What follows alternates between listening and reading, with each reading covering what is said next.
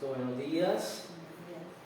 Qué bueno que hoy estamos nuevamente otro domingo más para compartir un mensaje de parte de Dios, para compartir una palabra que nos ayude para fortalecernos en eso que necesitamos cada día, que es crecer en el conocimiento del Señor. La semana pasada hablábamos de que es necesario crecer en el conocimiento del Señor y que el significado y la definición de vida, hablamos de la abundancia según Dios, la vida abundante es el conocimiento del Dios, del único Dios verdadero y de Jesucristo a quien has enviado. Y eso nos lleva a que tenemos como cristianos vernos comprometidos en ese crecimiento continuo. No podemos ser cristianos que se quedan en el punto en que una vez iniciaron. Aunque a veces nosotros como cristianos iniciamos en un punto muy alto, como que arrancamos y subimos y luego bajamos otra vez, y ese primer amor como que mengua y esas ganas de hacer cosas con Dios y para Dios como que van pasando y se van enfriando. Y empezamos como a caminar en una costumbre de ir a la iglesia, ¿cierto? Hacer cosas, pero ya no con la misma pasión que al principio. Entonces, de eso se supone que no debe suceder, que debe de ser que estemos siempre creciendo en todo lo que tiene que ver con el Señor, porque nuestra vida se va a ver alimentada de lo que recibamos del Señor. Y si nuestra vida se aleja un poquito de eso, pues vamos a darle espacio al enemigo para que él pueda obrar. Cuando más nos alejamos de Dios por ocupaciones, por preocupaciones, por cosas, le estamos dando al enemigo el espacio para que él pueda entrar y hacer algo, ¿cierto? El enemigo no necesita sino una lucecita para poder empezar a hacer algo en nosotros, y no podemos permitirlo. Por eso Dios siempre quiere que usted y yo estemos en una continua comunicación, en una relación con Él 24/7, pero a veces la descuidamos, porque nos dejamos llevar por los afanes, por las preocupaciones, por las obligaciones, por los compromisos, y a veces como que no nos alcanza el día, y a veces tal vez no sabemos administrar el tiempo, y eso no nos deja sacar el espacio para Dios. Y a veces sacamos un espacio para Dios, pero muy así, como muy a la carrera, muy rapidito, porque es que estoy ocupado, ¿cierto? No sé si a Dios le agrada eso, que saquemos 5 segundos para una oración así súper fugaz, una oración express, ¿cierto? Entonces, debemos crecer en muchas cosas, y una de las cosas que debemos crecer es en la fe. Y vamos a hablar un poco de la fe. Hebreos 11:1 dice que esto es la fe, la certeza de lo que se espera, la convicción de lo que no se ve, dice Hebreos 11:1. Y esa, digamos, puede ser la definición más acertada de lo que significa la fe, ¿cierto? La certeza de lo que se espera, la convicción de lo que no se ve. Hay una seguridad, no hay espacio para la incertidumbre, no hay espacio para la duda, no hay espacio para la incredulidad cuando se tiene fe, porque la fe es la certeza, es la seguridad, es la confianza de lo que se espera. Por esa fe estamos convencidos de lo que no vemos va a ser. Por eso ningún otro componente en la vida cristiana es más importante que en la fe. En la vida cristiana lo más importante es la fe. La fe no la podemos comprar, no la podemos vender, no la podemos regalar a otros, no la podemos traspasar a nuestros familiares, a nuestros amigos. La fe no la podemos heredar. No podemos hacer que otro sienta fe, porque la fe se activa desde la necesidad individual y de la forma de ver la vida de cada persona. Por eso la fe no es algo que podamos contagiar a otros. A través de lo que ha pasado en nuestras vidas, a través de la fe que nosotros demostramos, tal vez podemos inspirar a otros. Pero la fe se activa desde la necesidad individual. Entonces, ¿qué es la fe? ¿Qué es la fe? ¿Y qué papel juega la fe en la vida cristiana? En el diccionario podemos encontrar una definición de la fe como la creencia en o devoción a o confianza en alguien o en algo, especialmente sin una prueba lógica. Eso es una de las definiciones que tiene el diccionario. También el diccionario define la fe como la creencia en y devoción a Dios. Pero la Biblia tiene mucho más que decir acerca de la fe y de lo importante que es en nuestras vidas. De hecho, es tan importante la fe en la vida del cristiano que sin fe usted no va a tener ningún lugar, ningún espacio con Dios, y por lo tanto sin fe es imposible agradar a Dios y es imposible acercarnos a Dios. Por eso la fe es supremamente importante en la vida del cristiano. La fe es la creencia en ese Dios único, verdadero, sin verlo realmente, o sea, es decir, sin necesidad de tener que verlo, nosotros ya creemos en Él. La fe también entonces nos va a dar la seguridad de lo que no tenemos, de eso que usted y yo no tenemos, puede llegar, nos va a dar la confianza de que eso que usted y yo no tenemos, pero lo esperamos por la fe, va a llegar. La fe nos va a hacer sentir seguros, confiados, tranquilos, esa fe que hemos puesto en Dios. Por eso el tema que vamos a compartir lo hemos llamado cómo crecer en la fe. Cómo crecer en la fe es el tema que vamos a compartir. Cómo crecer en la fe. Hay personas que no tienen fe, hay personas que simplemente se les dificulta activar su fe. Hay personas que no pueden ejercitar su fe porque su fe es tan débil, su fe es tan quebradiza, que finalmente no son personas de fe y no pueden tener la certeza de lo que se espera, porque para ellos su fe se basa en lo que pueden ver. Su fe se basa en el dinero o en lo material, en lo que ellos pueden comprobar, ver, sentir y oler. Pero para el cristiano, ¿cómo puede crecer el cristiano en la fe? ¿Cómo puede crecer el cristiano en la fe? Primero, debe creer en la palabra de Dios. Debe creer en la palabra de Dios.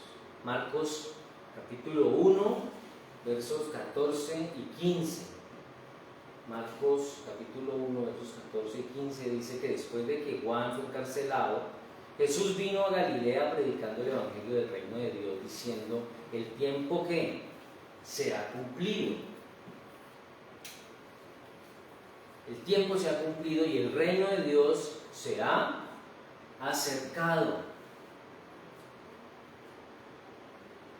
Arrepentidos y ¿qué? Creer en el evangelio. Entonces, esa última parte, creer en el evangelio, implica que debemos creer en eso que pasó en la vida de Jesús, o lo que tiene que ver con la persona de Jesús, su vida, su obra, su muerte, su resurrección. El mensaje de Jesús está basado en su vida. La fe en ese evangelio nos ayuda también a poder vivir y experimentar un arrepentimiento genuino. Muchas personas no creen en Dios, muchas personas ni siquiera creen que Dios existe, por lo que ellos no están preocupados por ese tiempo que está por cumplirse, ¿cierto? Cuando dice el tiempo se ha cumplido y el reino de Dios se ha acercado, a ellos no les preocupa eso, porque ellos no creen en Dios, piensan que Dios no existe, piensan que es un invento, una forma de religión para manipular la mente de las personas. Entonces no les preocupa que el tiempo está cerca, para ellos la muerte es el final de todo, se vive hoy, se goza hoy, se disfruta hoy, ¿cierto? Pero después de que Juan el Bautista fue encarcelado, porque Juan el Bautista predicaba acerca de la venida del Señor va a Galilea, empieza a predicar el evangelio, dar el mensaje a él personalmente, y después de que él muere y resucita y asciende a los cielos, sus discípulos continúan entregando el mensaje del Evangelio. Y después de los discípulos de Jesús, continuaron muchas personas hasta hoy que seguimos compartiendo el Evangelio. Porque es un mensaje que no para de darse.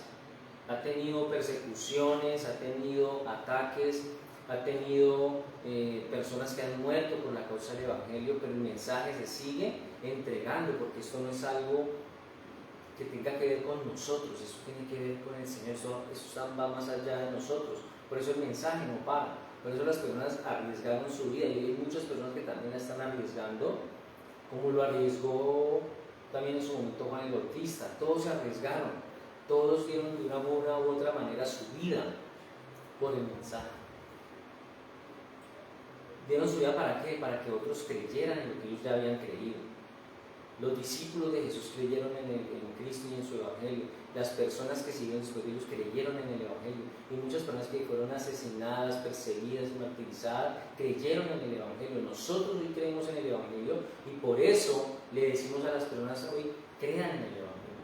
Para que una persona pueda experimentar fe en su vida, una fe real, crecer en esa fe, tiene que primero creer en el Evangelio, porque no tendría sentido.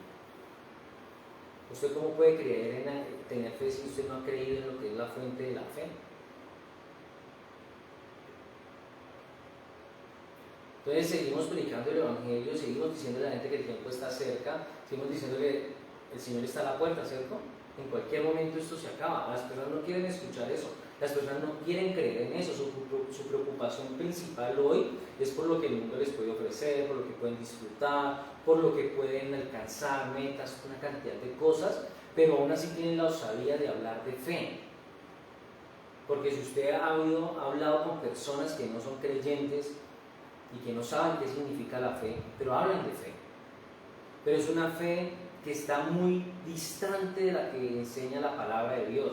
Es una fe que en la mayoría de los casos está tergiversada, está distorsionada. Es una fe que en muchos casos está enfocada en otras cosas muy distintas a Dios.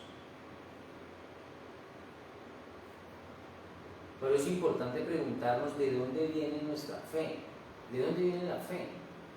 Si una persona que no es cristiana, una persona que no conoce al Señor, que no ha leído la Biblia, que no entiende el concepto de lo que significa la fe, pero le pone la fe a muchas cosas, a su trabajo, a la lotería, ¿cierto? Al chance, a la suerte, a una cantidad de cosas, y están hablando de fe. Y a veces dicen: ay, Dios mío, gracias porque me gané el chance. Dios mío, si Dios permite, me gano la lotería, compro el billete de la lotería y me lo voy a ganar. Y Dios no tiene nada que ver ahí. Dios le importará muy poco si se la gana o no se la gana. Y no tiene nada que ver ahí. Por eso es importante saber de dónde viene la fe. Porque esa fe, ¿no? Esa fe de la que estamos hablando de esas personas allá afuera, es una fe que es nacida de sus propios deseos. Pero ¿de dónde viene la fe del cristiano? Efesios capítulo 2, 8 y 9. Efesios capítulo 2, 8 y 9. Dice: porque por gracia sois salvos por medio de ¿qué? De la fe. Y esto no de vosotros, pues es don de Dios, no por obras, para que nadie se gloríe. Entonces la fe no es algo que usted y yo evocamos por nuestra propia cuenta, ¿sí? No es algo que está o que se adquiere en nosotros de nacimiento, tampoco es el resultado de que usted y yo seamos muy juiciosos para leer la Biblia, para estudiarla, para buscar lo espiritual. Efesios 2, 8, 9 nos está dejando claro que la fe es un don ¿de quién? De Dios. O sea, que viene ¿de dónde? De Dios. La fe que usted y yo experimentamos es un don que tenemos de Dios, es un regalo de Dios. No porque usted y yo lo merezcamos, no porque usted y yo seamos muy buenos, no porque usted y yo seamos dignos, no es porque usted y yo no lo hayamos ganado, sino que lo hemos recibido por la iniciativa divina. ¿El don de qué? De la fe. ¿Don de la fe? La fe viene ¿de dónde? De Dios. Debemos saber de dónde viene nuestra fe. La fe nuestra viene de Dios, es un don de Dios. Por eso dice: por medio de la fe, y esto no de vosotros. No procede de nosotros mismos, es de Dios. No se obtiene porque tengamos poder para hacerlo, o porque al tener libre albedrío entonces decidimos tener o no tener fe. Simplemente esa fe nos fue dada por Dios junto con su gracia, su misericordia, ¿sí? Según su santo plan y propósito que tiene para nosotros. Por eso Él recibe toda la gloria. Cuando usted le ha pedido a Dios por algo, la situación que sea, y usted le pide a Dios, y en algún momento Dios le responde, entonces usted ¿qué dice? ¿Qué es lo primero que usted dice? Gracias, Dios mío. Gracias, Dios.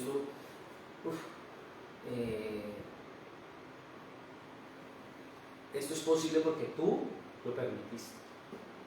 Yo te venía pidiendo, te venía clamando, te venía orando, venía suplicándote por esto, y ahora hoy recibo esa respuesta. Dios mío, gracias. Entonces, por eso es que, de acuerdo a su santo plan y propósito, el que recibe toda la gloria es Dios.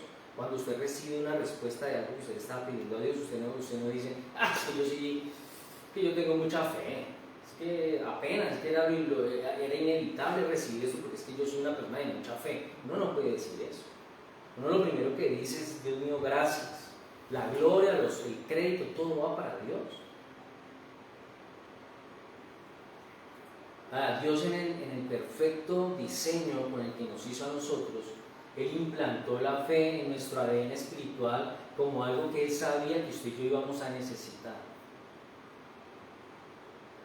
A muchas personas la fe es lo único que las mantiene firmes, es lo único que las mantiene con esperanza.